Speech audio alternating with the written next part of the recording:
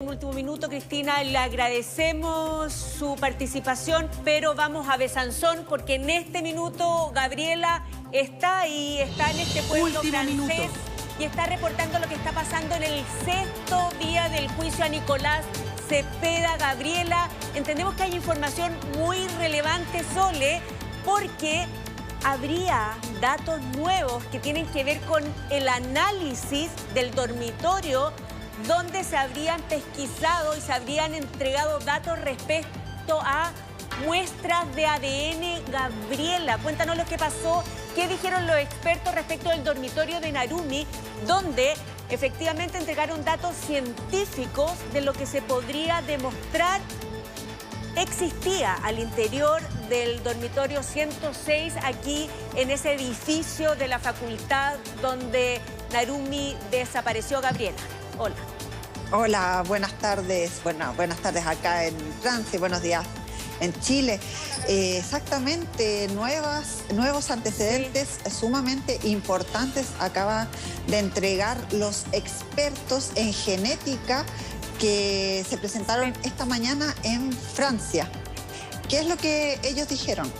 Dijeron que se había examinado el cuarto de Narumi Kurosaki y que habían encontrado el ADN, por supuesto, de Narumi por toda la casa, el ADN de Arthur del Piccolo en ciertos objetos como los guantes de Narumi, el ADN de Nicolás Cepeda en lugares bastante específicos que ya les diré, pero lo que es relevante es que hay un cuarto ADN, un ADN identificado como un ADN masculino que no corresponde a ninguna de las personas que han sido interrogadas y que se les ha hecho el examen de ADN. Por lo tanto, es un ADN de hombre desconocido que se encontró en la parte de abajo del refrigerador del cuarto de Narumi Kurosaki.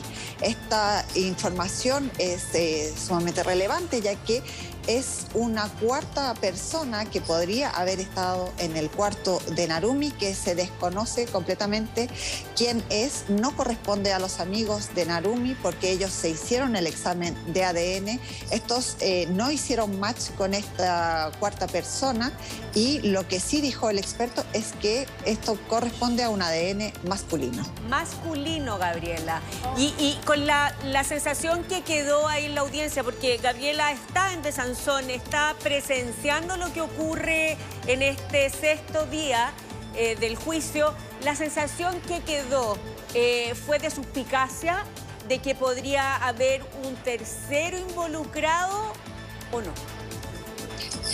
Más que nada, lo que yo les puedo decir un poco desde lo que yo siento, lo que yo converso con nuestros colegas franceses, también es esta escena, no puedo decir escena de crimen, sino que esta escena que ha sido contaminada, ya que digamos que Narumi, ella el día que desaparece, Narumi real, Narumi de carne y hueso, sigue existiendo una Narumi virtual que sigue enviando textos, sigue enviando mensajes a diferentes personas. Entonces hay amigos de Narumi que le piden al conserje que vaya a abrir la puerta y esta puerta se abre 4 veces, por lo que no sabemos si la escena, el cuarto de Narumi fue contaminado con algunas de las personas que podrían haber ingresado en esas 4 oportunidades, porque es luego de estas 4 oportunidades que los peritos cierran este cuarto y efectúan las pericias, pero el cuarto ya había sido abierto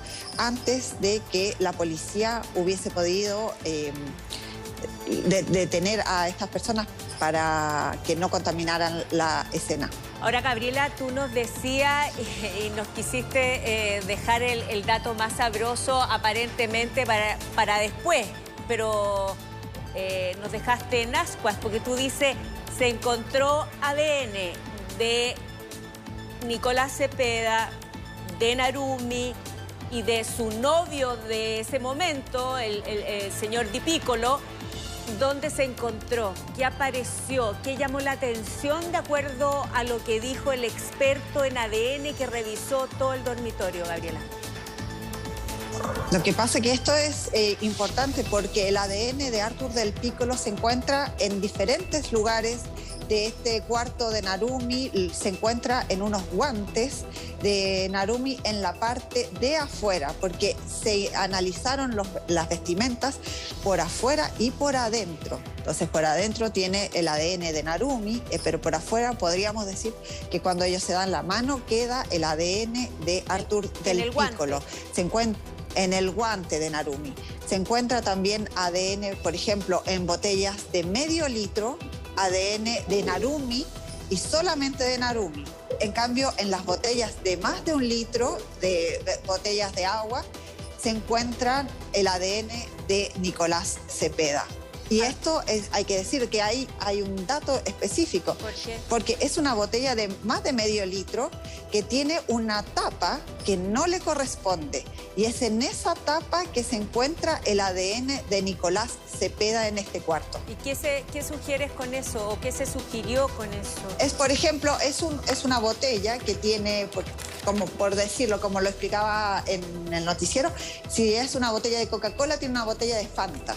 Entonces no es la tapita que le corresponde realmente a esta botella. Pero tiene y el esa ADN. tapita tiene el ADN de Nicolás Cepeda. Gabriela, se mencionaba que durante este día se habría hablado del ADN entiendo, en la funda de almohada de la cama y que ahí se habrían encontrado 3 ADN. Y esto es relevante cuando se habló de la posibilidad de asfixia, porque alguien en algún minuto sugirió la posibilidad de una asfixia con esa misma almohada. ¿Qué apareció, Aida?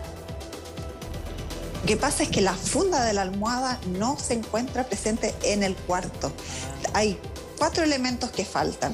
Falta el plumón, falta el cubre plumón, falta la funda de la almohada y faltan más cosas, no solo la sábana, Gabriela. Lo que es muy raro, y falta, perdón. ¿Y la sábana? Falta la sábana, sí, pero la sábana de abajo. De abajo. Porque está la sábana de arriba, esa sí quedó en el cuarto, pero la sábana de abajo, esa es la que falta. O sea... Que según los investigadores es donde se puede encontrar mayor cantidad de muestras de ADN. O sea, falta el plumón, falta la sábana de abajo, falta la funda... El cubre plumón, la funda del plumón y la funda de la almohada. Ah, ¿y en la almohada hay ADN? Lo que se encuentra es una pequeña mancha de sangre, muy pequeña, en un cachito, en una puntita de la cama de Narumi, pero los expertos en genética dicen que esta sangre es tan poca que no puede ser considerada como un acto criminal, que ella perfectamente se podría haber lesionado antes, haberse hecho un pequeño corte y que ahí hubiese dejado una muestra de sangre, pero que no puede estar relacionado con un acto criminal. Ajá, o sea, no habrían como antecedentes de violencia, claro, de ese tipo de violencia, al menos de sangre. Ya, pero hay harto ADN de Nicolás, hay poco, porque acuérdense que se dice que podría haber pasado varios días ahí y junto con Narumi, y eso uno supone que debería haber harta muestra genética, ¿o no? Se supone que ellos pasaron alrededor de 28 horas juntos, por lo menos más de 24 horas, según depende de lo que sus versiones van cambiando, pero él dice que pasa un día entero con ella, entonces son más de 24 horas y solo se encuentra el ADN de Nicolás Cepeda en una taza, en esta tapita de la botella, ¿Gabriela? Y en el lavamanos, en la parte de arriba y en la parte de los pies. Inspector Vallejo está acompañándonos. ¿Le llama la atención lo que nos está diciendo Gabriela? Ni tanto, te lo digo con toda franqueza. Cuando hay un hecho violento que se invoca en un crimen horrible como este, el ADN más habitual es la velocidad. Porque la víctima, con su desesperación, yo te hablaba de que no solamente araña, sino que también coge los cabellos de la persona que tiene cerca y hay abundancia de pelosidad, muchos pelos. Pelos. Y eso es visible y lo recogen habitualmente los policías en situaciones similares. Sin embargo, aquí este hombre se dio el trabajo de recoger, digámoslo, matemáticamente pelo por pelo para que no hubiese, porque no hay ADN pelo, fíjate, hasta donde yo he leído, no sé si ella tiene otro antecedente. Ahora, respecto al ADN de otras personas, no lo hay, ¿cierto? No lo hay. Qué raro, sí. Claro, no se ha dicho que se hayan encontrado pelos. Claro. Solamente material genético, supongo que es de saliva, en la taza, en la tapita y en el lavamanos. Lo de la tapita es singular porque refleja un grado de nerviosismo. La equivocación no es casual. Es producto de una alteración mental del sujeto que está poniendo la tapa que no corresponde ahí. Eso pudiese ser significativo. Pero respecto al ADN de otras personas, aclaremos esto, ¿eh? La contaminación es muy habitual. Nos pasó con la psicopedagoga de Temuco, ¿te acuerdas? Que tenía un ADN ni más ni menos que de una colega mía. ¿Te recuerdas el caso de la...? Sí, que vivía cerca del colegio o al lado. Donde se culpó equivocadamente a un cuidador. Aquí se pretende hacer lo mismo a propósito. Y bueno, y ocurre eso. Ocurre, la contaminación, ella lo dice, son 4 entradas, muchas personas, no hay un resguardo suficiente a veces, ni siquiera en Francia. Imagínate en Chile cómo ocurre. Oiga, inspector, pero cuando hablamos de material genético, porque la gente no, común y corriente, al menos como yo, no nos manejamos en este lenguaje policial o judicial. Material genético, como decía Gabriela, puede ser solo saliva, sangre, pelo. ¿Qué hay? ¿Qué puede ser material genético? El más habitual cuando hay un hecho de violencia es no solo la velocidad por la defensa de la víctima, ¿no? Es natural, la salivación y la mucosidad. Y otro ingrediente más que, digámoslo, a ver, cuando una persona es estrangulada o es asfixiada o es ahorcada, el organismo se suelta, para decirlo elegantemente. ¿Me entendieron, verdad? Sí, sí. El organismo se suelta. Y esas abundancias están presentes habitualmente en casos de asfixia, de estrangulación en esta situación precisa. Entonces yo creo que estuvo, y creo que se dio él también el trabajo de limpiar estas secreciones, mencionémoslo de alguna forma elegante, y debieron ser abundantes. O sea, lo que usted está diciendo, inspector, que es raro, a su juicio, de que no haya más material genético, ya sea saliva, fluidos orgánicos. Porque pudo haber limpiado.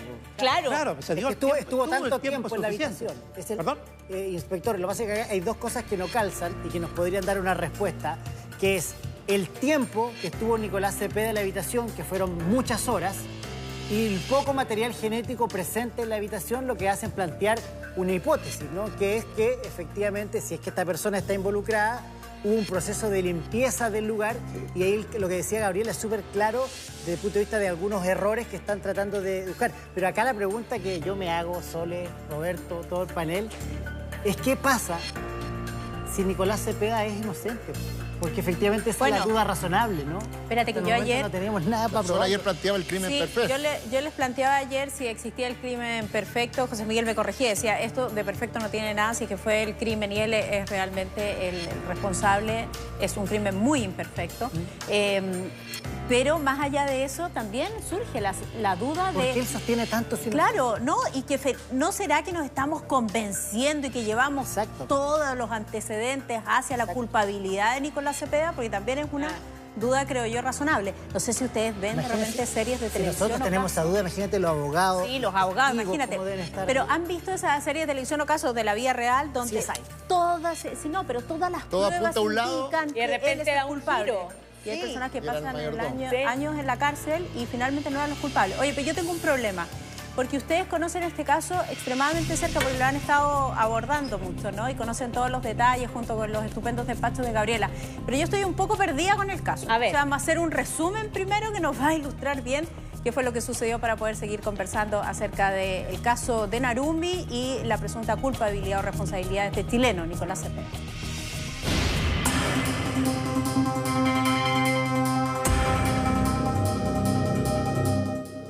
Unos días antes, el 2 de diciembre, me encontré con el ahora imputado en los pasillos del edificio.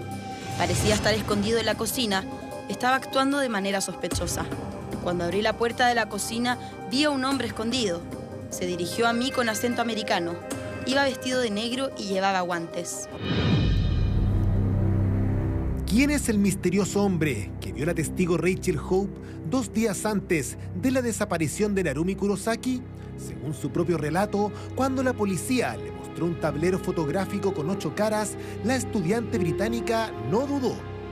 Había señalado la imagen de Nicolás Cepeda. Mi corazón se aceleró. Supe inmediatamente cuando vi esas fotos que era el hombre que había conocido. Definitivamente era la misma persona. Había señalado la imagen de Nicolás Cepeda. Reportajes MG. Frente a frente, la familia de Nicolás Cepeda y Narumi Kurosaki nuevamente se encontraron en el 5º día de juicio contra el chileno, acusado del asesinato de la estudiante japonesa. Sala repleta, alta expectación para una jornada que fue clave en la Corte Penal de Besanzón. Nuevos testimonios y evidencias expuestas en el juicio complicarían a la defensa de Cepeda y que derrumbaron a la familia de Narumi.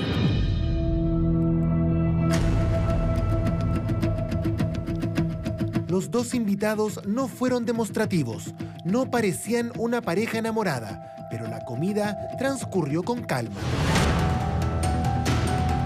Este breve relato corresponde al testimonio de un trabajador del restaurante donde Narumi y Cepeda habrían cenado por última vez.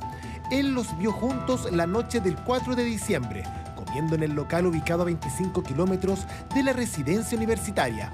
¿Qué pasó con la joven japonesa después de esto? La estudiante escocesa Rachel Hope entregó detalles que podrían ayudar a esclarecer qué fue lo que sucedió y que hasta ahora eran desconocidos.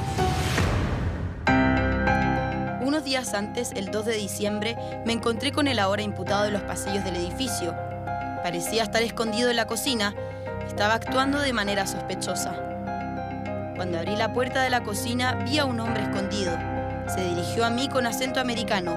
Iba vestido de negro y llevaba guantes. En la cocina me encontré a pocos centímetros de su cara. Él saltó un poco cuando abrí la puerta. Luego desapareció. ¿Qué hacía ese hombre en la cocina escondido 2 días antes de la desaparición de Narumi? La respuesta de todo este misterio se resolvió rápidamente. Según su propio relato, la policía le mostró un tablero fotográfico con 8 caras. Rachel no dudó. Se trataba de Nicolás Cepeda. Ni siquiera los más de 5 años que han transcurrido la hicieron titubear en su respuesta. Mi corazón se aceleró. Supe inmediatamente cuando vi estas fotos que era el hombre que había conocido.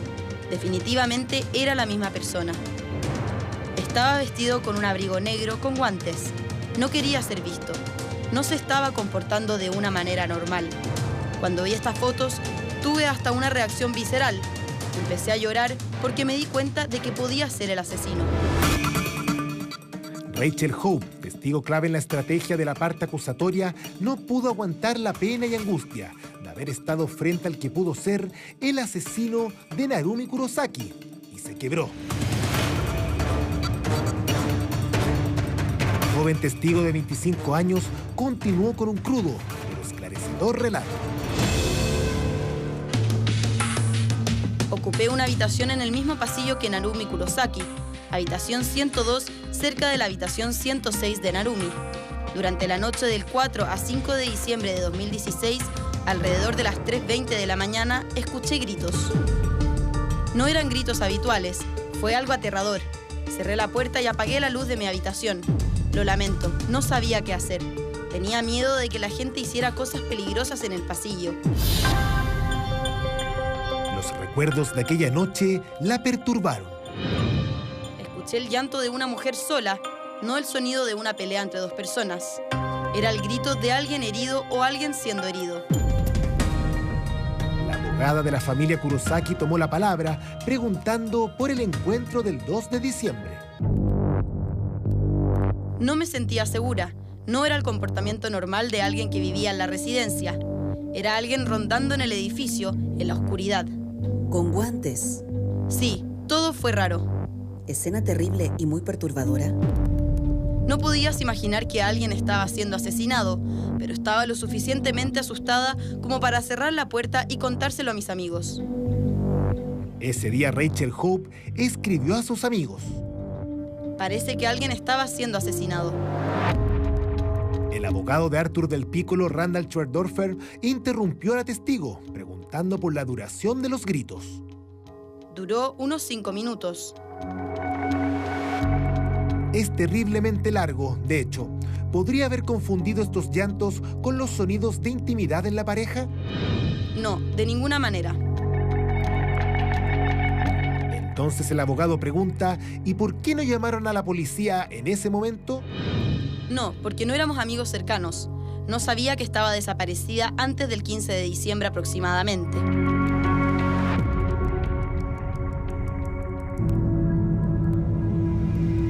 La siguiente testigo en declarar fue Nadia Wackett, quien elaboró un dibujo para graficar sus recuerdos de aquella noche. En el bosquejo se vio una figura sentada en el suelo. Mi habitación está en el 4º piso, frente a la cocina común. La puerta estaba cerrada, aunque sin llave. Las luces estaban apagadas. Tomé una cacerola para calentar un poco de leche. En la cocina, las ventanas estaban abiertas. Hacía frío, helada, frío insoportable. Me doy la vuelta y me sorprende un chico sentado en el suelo, acurrucado, con la cabeza sobre las rodillas. Tenía un poco de miedo. Estaba en guardia. Se levantó. Su cabello estaba despeinado, sus ojos rojos. Estaba triste, como alguien que ha llorado demasiado. Me habló y me pidió que me quedara, en un idioma como el español. La testigo dice que el misterioso hombre aseguraba sentirse mal y que vivía en el 2º piso. Nadia inmediatamente dudó. Se lavó la cara y salió. Encontré esta situación extraña. Al igual que la testigo anterior, Nadia observó el tablón fotográfico para recordar la cara del desconocido sujeto. Igualmente, señaló el rostro de Nicolás Cepeda. Así describió la joven el aspecto del hombre, escondido en la cocina. 24 o 25 años, tipo hispana, ojos verdes, cabello negro corto. Aquí se produjo uno de los momentos más tensos de la audiencia. El abogado Randall Schwerdorfer pide a Nicolás que se pare de su silla y se saque la mascarilla. El imputado acepta. ¿Esa cara significa algo para ti? Fíjate bien. Sí, esa es la persona con la que hablé. No es una cara que olvidaría, porque acababa de llegar. El señor Cepeda dijo que nunca había pisado el edificio de Narumi, a excepción de la noche del 4 al 5 de diciembre de 2016. Durante la jornada siguieron participando más testigos que relataban lo que oyeron la noche que Narumi desapareció. Me despertaron los gritos. El tiempo de emerger diría que duró 2 minutos. Estos gritos terminaron en un traqueteo, un gruñido. Escuché en el pasillo, escuché puertas como si la gente controlara lo que estaba pasando. Me olvidé un poco de este asunto, pero 10 días después vi que la policía tomaba muestras y fui a declarar a la comisaría. Pensé en un gran ataque de ansiedad, una pesadilla. No podía volver a dormir antes de las 6 de la mañana. Un sonajero es alguien que muere. Sí, fue ese sonajero lo que me heló la sangre. No sabemos dónde mataron a Narumi. El señor Cepeda lo sabe, pero no nos dijo. A esa altura los padres de Nicolás se consolaban entre sí. Eran espectadores de otra audiencia compleja para su hijo. En paralelo, la madre de Narumi Kurosaki lloraba, siendo consolada por su familia. Los distintos relatos sobre los gritos que supuestamente son de su hija la quebraron. Mientras tanto, los relatos de testigos se repetían. Escuché un grito bastante agudo. Pensé que era una película de terror. Mi cuerpo se detuvo por sí solo. La joven intimidada ocupó la habitación frente a Narumi esa noche de 4 a 5 de diciembre de 2016. Escuché golpes en las paredes. Golpes. Fue un boom, como empujar a alguien contra los muebles o las paredes. Estaba muy ansiosa. No me atrevía a levantarme de la cama. Los ruidos eran muy fuertes, como si vinieran de muy cerca. ¿La habitación de Narumi? Es posible, pero el aislamiento no era muy bueno. Podría venir de todo el piso. Luego de los relatos de testigos, llegaba un punto culminante de la audiencia. La visualización de imágenes del campus el 1 de diciembre, donde un hombre sospechoso rodeaba la residencia universitaria. Muchos asistentes se levantaron de sus sillas. Era el registro que todos esperaban, y la descripción era la siguiente. 12:31 AM, 1 de diciembre. Un Un hombre con abrigo negro, jeans azules, camina por el edificio. 1:11, reaparece y luego a las 1:15 toma fotografías de la fachada con su teléfono. Posteriormente aparece 3 veces de madrugada, escudriñando el edificio. Cuando comparamos estos videos con el chip del vehículo alquilado por el señor Cepeda, su auto se detiene en el campus a las 12:22 am. Seguimos el 1 de diciembre, pero a las 8:33 p.m. Luego la misma escena a las 21:06. Uno de los abogados señala que tiene el mismo look, vestimenta similar. Luego se trasladan al 2 de diciembre, 10:59 am. El sujeto vuelve a merodear por el campus, pero aquí aparece algo clave. La ropa del hombre corresponde a la descripción de Rachel Hope, testigo que abrió la audiencia comentando el encuentro en la cocina con el misterioso individuo. Incluso tenía guantes negros. La fiscalía no tiene dudas, la silueta que merodeaba la residencia en las imágenes es Nicolás Cepeda, mientras los asistentes a la audiencia manifestaban entre murmullos lo que observaban. ¿Cómo tomaron los padres del imputado todo lo que sucede con su hijo? Es bastante complicado. Obviamente la familia está muy afectada, especialmente la madre está bastante afectada, vamos a decirlo, está como en un trance, ¿ok? El papá está más atento a todo lo que se está diciendo. Obviamente para él hay bastantes cosas que no entiende, justamente por el choque de cultura. Hay cosas que para él no es normal. Y el presidente del tribunal concluye así el 5º día de audiencia. El día fue rico en lecciones. Le estoy dando tiempo al señor Cepeda para que reflexione sobre lo que se dijo hoy y nos responda mañana. ¿Cree que Nicolás Cepeda confiese? No excluyo nada en un proceso criminal, pero creo que es muy difícil.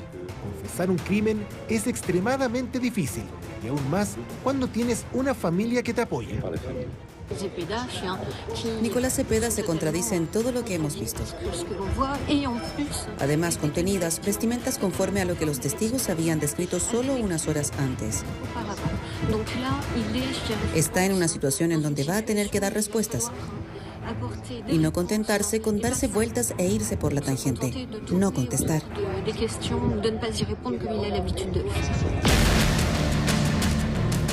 Hoy todas las miradas se vuelven a la defensa del chileno. ¿Qué responderá Nicolás Cepeda ante estas evidencias? Gabriela, tú estás en Besanzón, has escuchado durante toda la jornada de ayer y la jornada de hoy día, que es la número 6 en este juicio en contra de Nicolás Cepeda por la desaparición, quizás la muerte de Narumi. Su familia, parece que la familia de Narumi está destruida y que ha sido muy fuerte ir escuchando cómo Nicolás responde frente a las dudas de quienes lo interrogan. Sin duda para la familia de Narumi ayer fue uno de los días más terribles al tener que escuchar una y otra vez los relatos de los testigos que describían los gritos, estos gritos de terror, gritos que helaban la sangre. Al cabo del 4.º relato, la madre de Narumi se pone a llorar de una manera silenciosa, pero sus manos temblaban. Ella apretaba contra sí un pañuelo que tenía. La hija trata de consolarla. Digamos también que ellas pertenecen a otra cultura, ellas son japonesas. Es toda esta cultura del sigilo, de no mostrar las emociones a lo mejor como podemos ser los latinoamericanos, que nos vamos a explotar en llanto. Es una pena terrible, una pena negra que ella sentía. Ni su hija ni su abogada pudieron consolarla, y lo que podíamos ver era a través de sus manos, estas manos que denotaban una rabia, una ira, este puño cerrado con este pañuelo con el que ella se secaba las lágrimas. Fue algo bastante terrible de ver, sobre todo esto acompañado al mismo tiempo, porque los relatos seguían diciéndose en el estrado. Entonces, estas dos imágenes fueron bastante terribles. Esto sucedió ayer. Y hoy lo que tenemos es el interrogatorio de Nicolás Cepeda, porque fue tan largo los interrogatorios que finalmente ayer él tenía que hablar, explicarse un poco sobre los hechos, pero no es ahora que él está hablando. Y les tengo noticias sobre lo que se le preguntó, porque se le pregunta a Nicolás Cepeda, ¿es usted quien está en los videos que hemos visto ayer?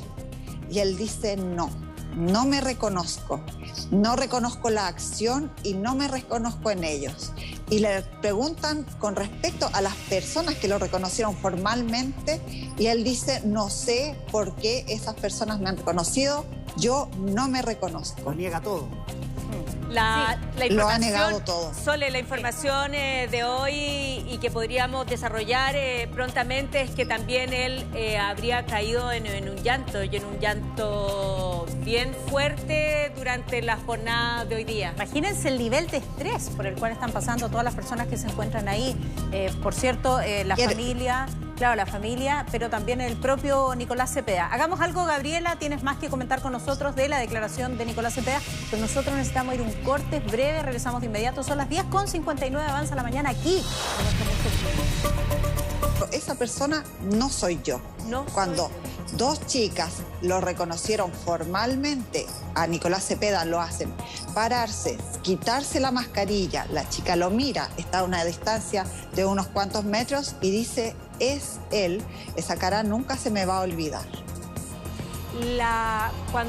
Porque aquí está el nivel de emociones que se está viviendo. Por un lado tenemos a la mamá de Narumi destruida, llorando, y decíamos antes de comerciales con la Sole a mismo Nicolás, que también llora bastante fuerte, lo describe la prensa internacional. ¿Qué le estaban preguntando en ese minuto? ¿Y fue tan intenso el momento que se está viviendo ahí? Es que ahí les tengo un dato, realmente es un detalle a lo mejor, pero es revelador. Porque le preguntan cómo se hace, cómo finalmente te encuentras con Narumi. Él dice, estoy en mi auto y ella me toca la ventanilla, pero del lado del pasajero. Dijo, yo no estaba mirando, no sé qué, no sabía nada, la vi y bueno, ella trata de mirar por la ventana, él se baja, pasa por detrás del auto y ahí se abrazan. Hasta ahí va el relato muy bien. Y el presidente de la Corte le pregunta, bueno, ¿pero qué hablaron?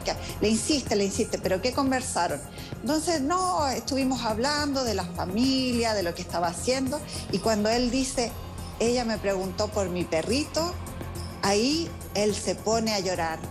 Se pone a llorar y le tienen que pasar un pañuelo para que se seque las lágrimas. En ese momento es donde él se quiebra, Nicolás Cepeda, cuando él se recuerda de que Narumi le había preguntado por su perrito. ¿Qué nivel de tensión, Pauli? ¿Qué nivel de tensión en un juicio como este donde... José Miguel, la idea también en estos juicios, sé que estás desde el lado de la policía, no de la justicia, pero te ha tocado presenciar o te tocó presenciar muchos de estos casos, ¿no? Donde el nivel de tensión es extremadamente alto, el nivel de preparación también es extremadamente alto, no solo de los abogados, también de quienes están declarando ahí y de los propios testigos. Hemos aprendido eso, ¿no? Probablemente muchísimo en películas respecto de la preparación que se hace para que cada uno dé lo mejor de sí y sostenga su versión. Y en este caso, la versión que él sostiene es que es inocente. Planteamos la posibilidad nosotros, antes de partir a la pausa, de que estemos demasiado enfocados o que todas las pistas nos lleven hacia allá y tal vez es inocente. Pero, Soledad, mira, ya sé que debemos presumir inocencia mientras no se pruebe culpabilidad. Así es. Y somos todos respetuosos de eso, ¿no? Pero yo personalmente no creo en el llanto del cocodrilo, perdóname, debo decirlo con entera franqueza, es mi pensamiento. Más aún que yo pienso que hay una motivación agregada a la celopatía, de la cual podemos conversar más adelante si ustedes lo desean.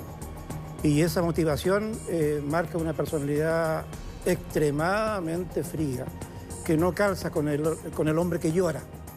Entonces, en los llantos de inculpados de esta naturaleza, por lo menos a mí me cuesta mucho creer. Ahora, si tú me dices del inculpado equivocado, hablábamos en un momento del caso de la psicopedagoga de Temuco.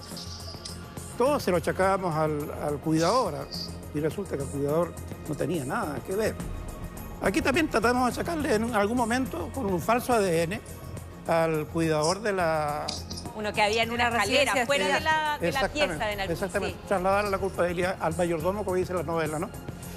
Así que, claro, ocurren esas cosas, pero cuando revisas indicio por indicio, Soledad, indicio por indicio, realmente te vuelve muy ajena la idea de que se trate de otro autor. Por las pistas del teléfono, claro, por eso... son demasiado exactas, demasiado comprometedoras. Creo que en Chile ese tipo de evidencia ya hubiese enviado a la cárcel a Inspector, ¿qué nos muestra lo que se ha podido ver, digamos, la personalidad de Nicolás Cepeda? Que estamos hablando de una persona que se la ha puesto en jaque. Yo me quedo con lo que nos decía Gabriela, que le dice, ¿es usted quien está en los videos? Y él dice que no se reconoce, él lo niega todo. Pero se quiebra... Ahora, perdón, paréntesis. Hay una diferencia entre decir, no soy yo... No me reconozco. No me reconozco. Sí, tienes toda la razón. Pero, ¿qué nos dice esa personalidad de Nicolás Cepeda? Es como desapegado ese comentario, Sole. Es como, no soy ¿cierto? Yo, como tomando distancia. O no me reconozco, o sea, o podría ser yo no. Pero la pregunta siguiente es la siguiente, inspector. Llega en un momento en que estas personas, ante la evidencia contundente o ante la gran cantidad de pruebas que se le están mostrando, reconozcan un delito, o ellos son, entendiendo de que estamos frente a una persona que preparó todo esto, obviamente con la presunción de inocencia que se establece. ¿Hay algún momento en que estas personas se quiebran desde el punto de decir, sabes que ya no quiero pasar más por esto, yo fui? ¿O ellos terminan insistentemente en defender su postura, aunque las pruebas sean inclaudicables desde el punto de vista de la comprobación de un delito? Bueno, verlo con el caso del psicópata de Alto Hospicio, nunca reconoció nada, absolutamente nada. Entonces, casos como ese se repiten. Ahora, este en particular, ¿por qué? Porque aun cuando él fuese presumiblemente, usemos la palabra, autor, él tiene una familia bien situada, a la que no quisiera dañar en la posteridad, porque ellos regresan a Chile. Yo pienso que eso juega un papel muy importante, al punto de que él nunca, jamás va a reconocer el delito, aún habiéndolo cometido, presumiblemente. Hay un factor interesante en lo que preguntabas tú respecto al reconocimiento de sí mismo, ¿no? Lo que él intenta es situar a los testigos como mentirosos. Y eso se repite en muchos casos de este estilo. Al situarlos como mentirosos, desmientes a la totalidad de los testimonios que se han dado, que en definitiva lo están acusando con indicios bien cimentados. Pero él se olvida de algo, ¿eh? Se olvida de que hay un peritaje antropomórfico. Viene ni más ni menos que de uno de los más célebres criminólogos franceses, Bertillon. Es muy antiguo. Y ya la policía debiera haberlo hecho, donde tú mides exactamente las dimensiones del cuerpo en relación con la figura de la foto o del video. Inspector, y puedes hacer equivalerlo al personaje. Inspector Vallejo, pero en esa misma línea, no hay cuerpo. La principal persona a la cual tenemos las sospechas, la justicia tiene la sospecha, ella dice que no. La evidencia aparece de los elementos que hay sobre la mesa, hacen dudar, parece, a la justicia francesa, no lo tengo claro. Pero pareciera ser que no está tan clara esta situación como pensaba en un principio. No sé, lo planteo ahí sobre la mesa. ¿Qué cree usted? Bueno, buen punto ese, Roberto. Pienso yo, fíjate, que la justicia francesa no tiene tantas dudas. Las grandes dudas que tiene la justicia francesa es respecto a las herramientas, lo dije ayer o anteayer. Las herramientas que le permitan señalar culpabilidad no estando presente ese cuerpo. Y ese es otro problema distinto. Y es el que le da la firmeza a él. O sea, ¿usted cree que se puede condenar sin cuerpo? Yo pienso que sí. Hay un precedente, entiendo, estaba leyendo por ahí en Francia y en Chile también también lo hay. Se puede hacer, pero le cuesta mucho a los jueces tomar esa decisión. Pero creo que los errores son mayores todavía, perdón, las indefiniciones son mayores todavía, cuando te decía yo de que la causa por la cual él presuntamente mata a su víctima no es solamente la seropatía, sino que hay otro factor que yo quiero analizar más adelante. Y me pregunto yo, ¿por qué no ha salido la luz en el juicio hasta el momento? Significa que hay indefiniciones todavía, pero esas indefiniciones pueden solucionarse a la brevedad, creo yo. Mire, inspector, Gabriela esto a propósito de que usted decía, inspector, y lo decía, él tiene respuestas para todo, decía usted, ¿cierto? Sí. Usted decía algo así como frío de carácter, él responde todo. Sí. Miren, esto acaba de ocurrir. El presidente, en el juicio, le pregunta a Nicolás y lo interroga. ¿Se acuerdan de un bote de combustible? Sabía que habría comprado detergente, que habría comprado combustible. Y él le pregunta, bueno, ¿por qué alguien compra, se habló antes de cerillas, pero de combustible, un bidón? Claro, le faltó comprar la pala, ¿no? Llama la atención, ¿no? Y miren lo que responde Nicolás Cepeda, Gabriela, y ahí te doy el pase. Dice, me salió una mancha comiendo en el asiento del copiloto. A propósito de respuestas. Sí. Hay un cargo extra si se devuelve el auto de alquiler con manchas. Entonces estaba preocupado que le cobraran más. Compré un spray multiusos. Es menos fuerte de lo que dices. A propósito que hablan de un olor como a benzina. Había una oferta de en bidones de gasolina. Por eso el bidón de gasolina. Quería un contenedor porque tal vez lo necesitaría. Por eso compré esta lata. ¿Qué pasó, Gabriela, en el juicio? Porque llama la atención que estuviese ocupado y comprando estos artículos para limpiar una mancha del sillón del copiloto, pese a que el auto se devolvió muy sucio, con mucha tierra y con un problema en una llanta. Entonces, como no estabas tan preocupado por cómo devolvías el auto, ¿qué pasó en el juicio, Gabriela? Bueno, ahí hay dos aspectos, digamos que, como yo se los he dicho, Nicolás Cepeda y su defensa tienen respuesta para todo. Por el líquido inflamable, él dice, yo estuve en Estados Unidos y a uno le piden una consigna, o sea, cuando uno le pasa en el auto tiene benzina, entonces tiene que devolverlo con benzina. Yo no sabía si iba a encontrar una bencinera abierta al momento de rendir el auto, entonces me lo compré antes por si acaso para que no me cobraran más. El detergente para limpiar esto, siempre diciendo que él hace las cosas un poco para ahorrarse un poco de dinero o con su experiencia que había tenido ya en Estados Unidos, en otros países, digamos, desarrollados. Entonces, él sí encuentra una respuesta para todo lo que se le va preguntando. Luego, estas respuestas van a entrar en los oídos, en los corazones del jurado. Eso es lo que vamos a ver al final del veredicto, el 12 de abril. Sin embargo, lo que hace la defensa de Nicolás Cepeda es sembrar la duda. Es decir, acá, desde el comienzo de la investigación, hubo un culpable. No hubo un sospechoso, hubo un culpable, y el culpable fue Nicolás Cepeda. Entonces, toda la investigación está hecha y dirigida para encontrar las pistas que lo van a inculpar a él y solamente a él, y que van a descartar todas las otras pistas que se pueden encontrar alrededor. Por ejemplo, pregunta, ¿por qué no están las imágenes del edificio de Artur del Pico? No, que fue el primer sospechoso en esta investigación. Y no hay respuesta. La policía dice que... ¿Imágenes de qué, Gabriela?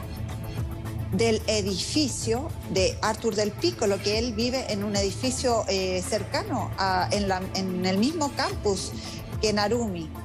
Entonces dice no, porque aquí se designó un culpable, el culpable es Nicolás Cepeda, entonces solamente se vieron las imágenes que podrían inculparlo a él. Dijo, si había si otras pistas se hubiesen seguido, a lo mejor esta investigación sería de otra manera. Paulina o Gabriela, insisto en un tema que yo lo conversé con amigos, fue una conversación hablando del caso el fin de semana. ¿Qué pasa si este cabro, Nicolás Cepeda, es inocente? Y acá, como ha pasado en Chile, Gabriela, te lo pregunto a ti, acá se está realizando este juicio con una teoría planteada de que es él, solamente él el que pudo haber realizado este hecho. Por eso es que uno se plantea la pregunta y dice, ¿existe la posibilidad que efectivamente otra persona haya planeado un crimen perfecto, incluso con la posibilidad de culpar a aquello? Pero aparentemente, y acá tú nos puedes ilustrar mejor que nosotros que está allá, tú has visto y has escuchado el peso de la prueba. Ese peso de la prueba hace o establece que tú te pongas con cierto grado de duda, o es muy contundente lo que has visto y escuchado. Lo que pasa es que no hay ninguna prueba absoluta, no hay ningún testigo ocular, no hay cuerpo, no hay confesión. Entonces, estos tres elementos que podrían darle la culpabilidad directamente a Nicolás Cepeda no existen. Lo que existen es una serie de elementos graves y concordantes que implicarían a Nicolás Cepeda. Entonces, lo que él tiene que demostrar en estos minutos es que él no es el culpable de la desaparición y eventualmente del asesinato de Narumi Kurosaki. Y es lo que la defensa está tratando de hacer, es sembrar la duda. Miren, por ejemplo, le consultaron sobre su ida al bosque. Él le dice, bueno, usted viene a un lugar que tampoco es tan turístico y se va a dar una vuelta a un lugar que es menos turístico aún, la parte del bosque que no visita nadie. Pero él dice, estamos en diciembre y lo que yo fui a hacer es recorrer estos caminos porque hay pueblitos y están decorados con luces de Navidad.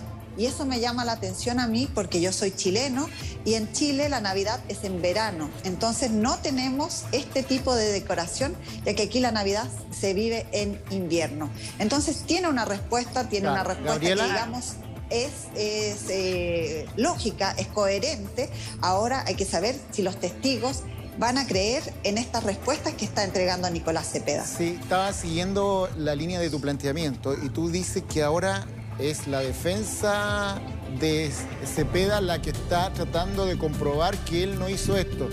Pero el principio jurídico global en Chile se usa, no es al revés, no es la justicia la que tiene que demostrar que él es el culpable y no él comprobar a la justicia que él no fue. ¿No se aplica ese mismo juicio jurídico en Francia? Exactamente, él es inocente hasta prueba de lo contrario. Perfecto. Okay. Entonces, Nicolás Cepeda es inocente por el momento, está inculpado, pero él es inocente hasta que no haya un veredicto. Okay. Entonces, él se presenta como una persona inocente. Y lo que me gustaría realmente como dejar en claro, porque es algo que se ve en la defensa de Nicolás Cepeda, es sembrar la duda. Tal vez la abogada no quiere decir él es un hombre inocente, una blanca paloma, pero es sembrar la duda porque necesitan solamente 2 jurados que piensen que él tal vez no es el culpable para que él quede libre. ¿2 de cuánto? Les voy a dar un dato que es 2 de 9. Y les voy a dar un dato que es no es tan importante. descabellado, ¿eh? No es tan descabellado que 2 de 9 piensen que no es culpable. Es un dato importante porque la ley acaba de cambiar el 1 de marzo. Antes, para ser declarado culpable se necesitaban 6 jurados de los 9. Ahora se necesitan 7 de 9.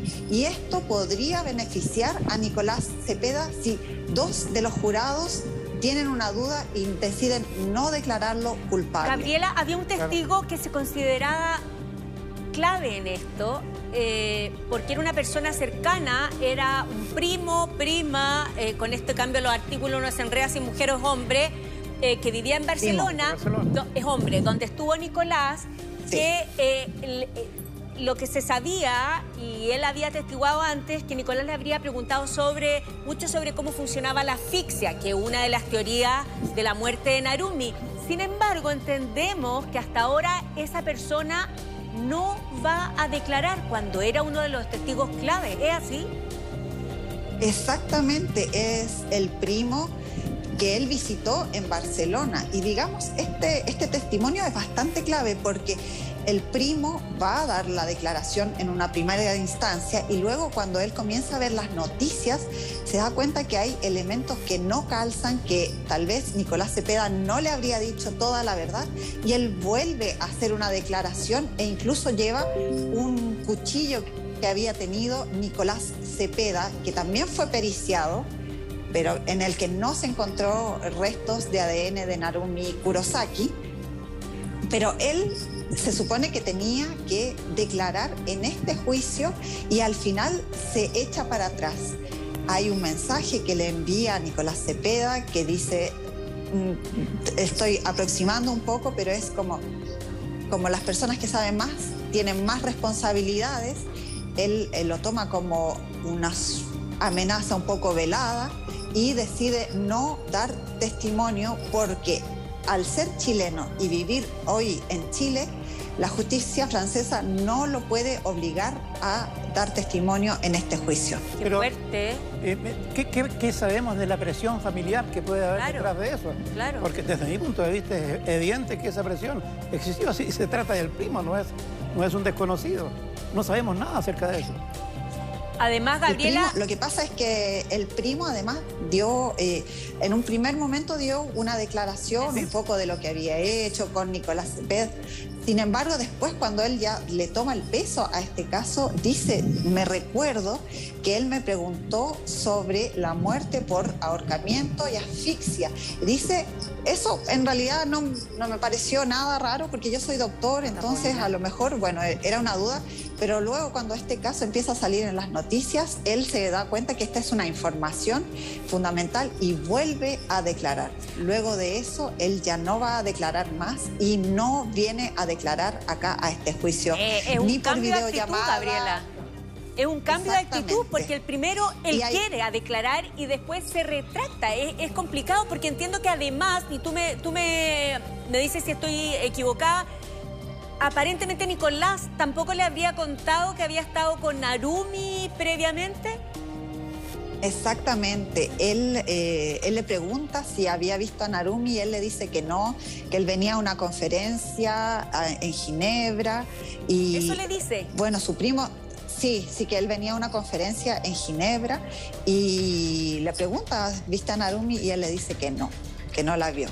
Entonces, ¿por qué va a querer mentir un primo que atestigua que nadie lo obliga? En los primeros tiempos, en el juicio de extradición, no lo sé, en los primeros tiempos de esta investigación, y ahora no quiere. No, la presión familiar debe ser real ahí, fíjate. O sea, no hay que pensarlo mucho para darse cuenta que es una posibilidad. Lo triste del caso es que era un indicio importante. Y era un indicio porque en su primera declaración son los detalles los importantes. La explicación que él le da y la atención y las preguntas que él hace en torno a esa explicación. Me refiero al estrangulamiento, a la asfixia. Él tiene dudas, el que pregunta a este médico de cómo se desarrolla la asfixia en un ser humano. Y yo creo que tiene que ver con los detalles de... A ver cómo lo señalo, con los detalles de la perduración de la asfixia. Son más o menos alrededor de 3 a 5 minutos en cada ser humano, para que ustedes sepan. Entonces, eso para él no tuvo una respuesta y quiso saber de eso ni más ni menos que con un hombre de confianza. Lo que nunca pensó es que su primo, al saber de esto, lo primero que iba a hacer es declarar públicamente que se lo había consultado. Hay una presión familiar sin lugar a duda detrás de eso. En el fondo aquí lo que se está buscando es decir si Nicolás dice la verdad o no dice la verdad. Sí. Le dijo a su primo que estaba en Ginebra y eso lo declaró el primo y eso no era verdad. Sí. Le ha dicho durante el juicio, Gabriela, que él llegó, entiendo, ese día 4 y que de alguna manera Narumi lo descubre cuando él está en el auto y por eso se emociona, porque se abrazan. Exacto. Pero están por otro lado los testigos que dicen que llevaba días ahí entre medio. Entonces, en el fondo él no se puede equivocar. Él no puede no puede descubrirse en su mentira porque se le desarmaría todo este castillo, ¿no? Pero que con esa historia él intenta desarmar el planeamiento, que es lo importante. Ese planeamiento es el que lo amarra a él. ¿Perdón? Además, hay un detalle, como yo siempre le entrego estos detalles que finalmente pueden ser bastante importantes, es que Arthur del Piccolo le escribe a Narumi el día en que ellos están juntos, porque Nicolás Cepeda la lleva primero a un museo, a un patrimonio de la UNESCO, pero está cerrado, no pueden entrar porque él dice que eso le gustaba a Narumi. Narumi, antes de haberse ido, hizo la lista de los lugares que quería conocer y la lleva para allá, pero este lugar está cerrado. Y luego de eso, en el trayecto, Arthur del Piccolo le manda un mensaje y Narumi envía un mensaje a Arthur del Piccolo que dice lo siguiente. Dice, puede ser que haya un problema, pero no es nada entre nosotros dos. Oh. Cuando ella está con Nicolás Cepeda. Oye, Gabriela, esa información nueva no la conocíamos previamente. Mira, la verdad que cada día este juicio que va a durar 12, entrega nuevo antecedente. Inspector Gabriela, mañana seguimos viendo qué pasa porque cada día esto puede dar un giro. Sí. Así es, muchas gracias a todos y ahora seguimos con la Sole.